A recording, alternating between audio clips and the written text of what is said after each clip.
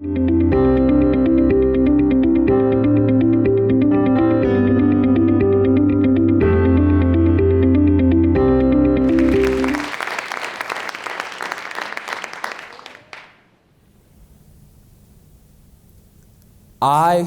hate tests.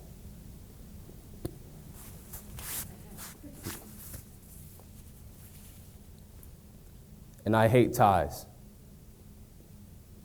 When I was 5 years old, I would spend my Saturday afternoons watching my brothers shuffle through long stacks of index cards and study guides, asking questions about American history. On these days, they were tasked with studying for the American citizenship test with my parents.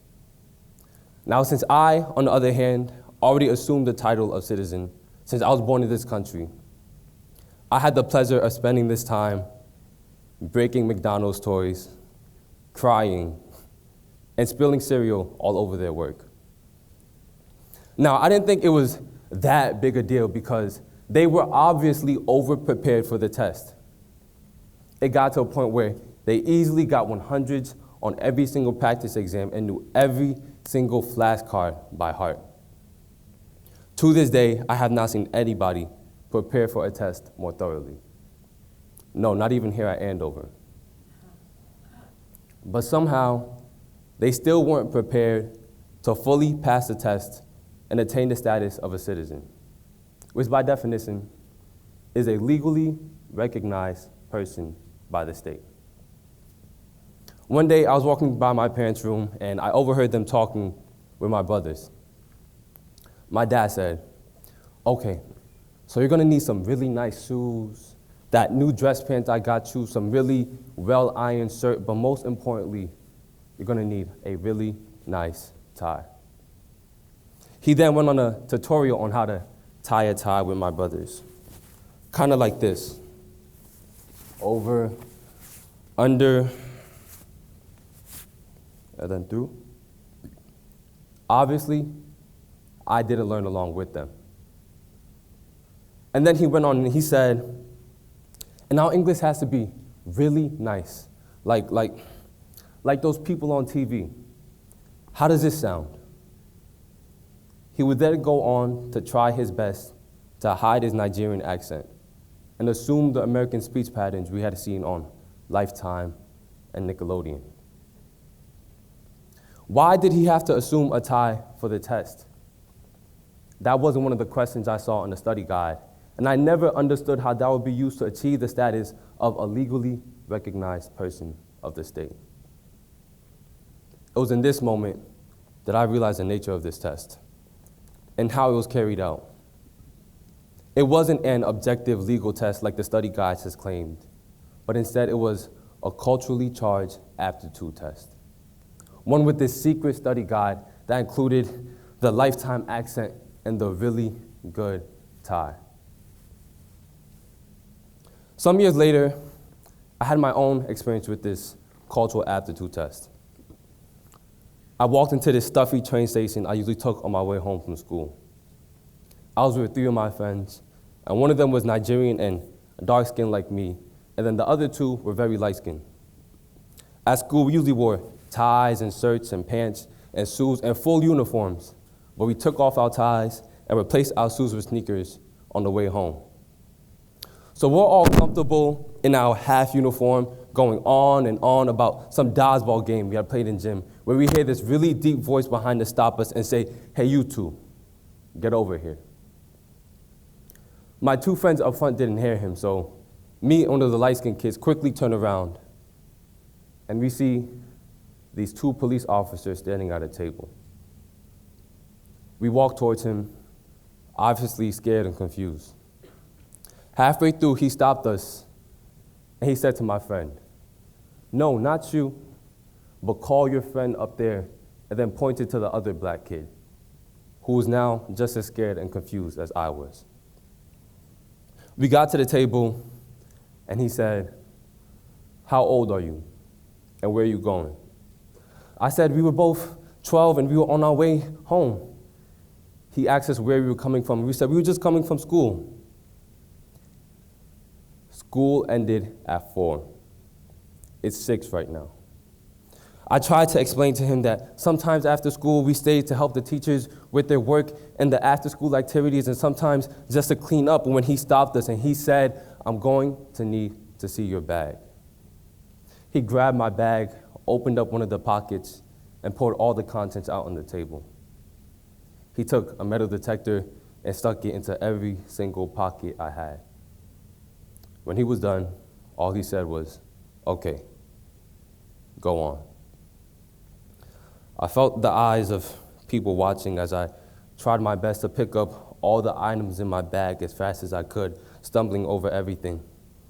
But I locked eyes with this one woman. And now there's only 2 things I can remember about her. The first was this look of disgust that she gave me. And the second is what she was wearing. She had on this bright pink hat. So she looks at me, gives me this look of disgust, and quickly turns her head away and speeds up her walk, hurrying into the train station. I finished getting the rest of the things from my bag and avoid eye contact the rest of the way home.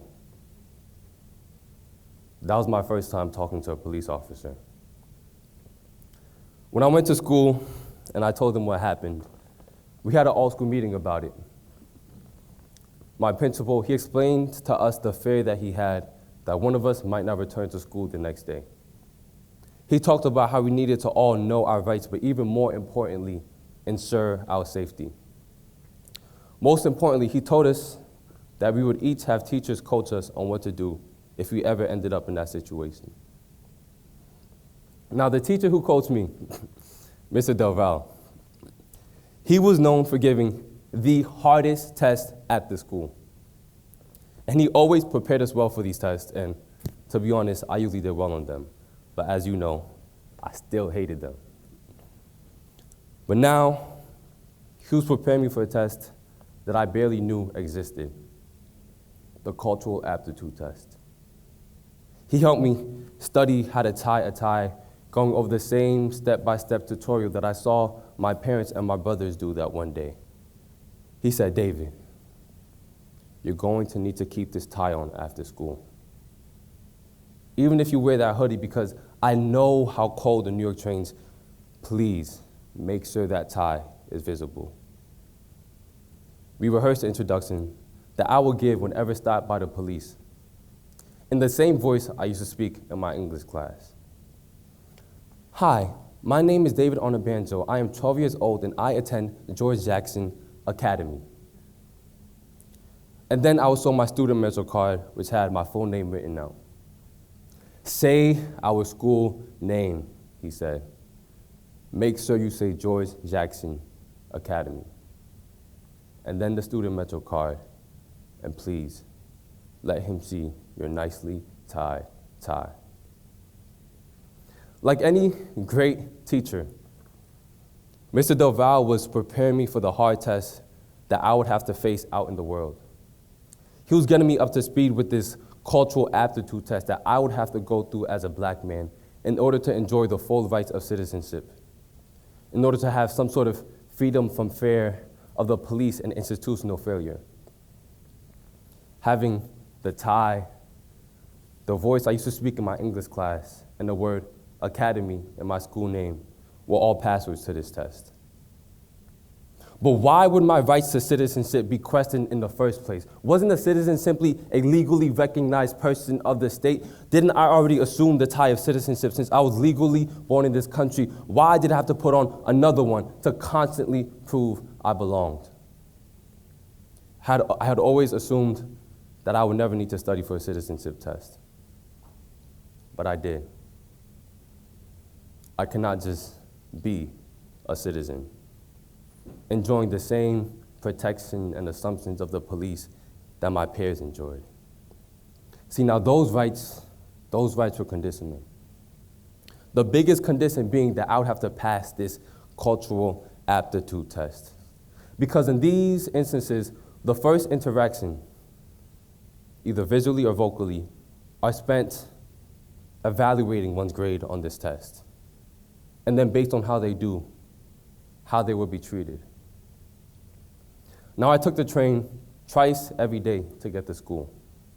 I had school 5 days a week, about 36 weeks in the school year, and about 16 years of school before I graduated college. That's 5,760 possibilities that I might be stopped by the cops at any moment before I even graduated college.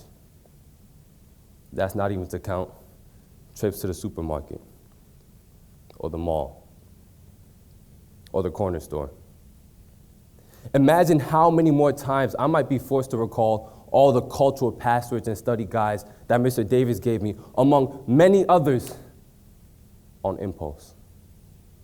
This idea of a pop test scared me. But what scared me even more was to think about how many more people with that bright pink hat I might see. The ones who see my right to citizenship being questioned publicly and in turn receive the message that there's actually some good reason to question if people like me belong. And if you think about it, we all wear these types of hats. I know it wasn't you or me, or even this police officer who wrote this cultural aptitude test, but we're all proctors of it. We might not do it in legal spaces such as public offices, but we all administer this test to one another as citizens, as teachers, as judges, and members of the American society. We've all received messages about exactly who we should award the benefit of the doubt to, and about exactly who else to constantly feel the need to prove over and over again that they belong through these cultural aptitude tests. And to be honest, I don't have the perfect, this is how you solve the problem for you. But I do have a start. We can start by taking off these pink hats. Don't turn your head or speed up your walk whenever you see somebody else, or even we ourselves unfairly question somebody's place. Don't refuse to award somebody the same treatment as everybody else until they pass some cultural aptitude test. But instead, notice these tests that we put people through, and that we see the people around us being put through. And I care about this because I know that by nature of me being on this stage and even at this school, I've been passing this test consistently. And I care because at the same time, it's tiring and demoralizing. But most importantly, I care because I envision a world where young Black citizens don't have to dress up in ties or other cultural costumes to get the rights to a title that they already have, where instead they could break McDonald's toys and spill cereal. Thank you.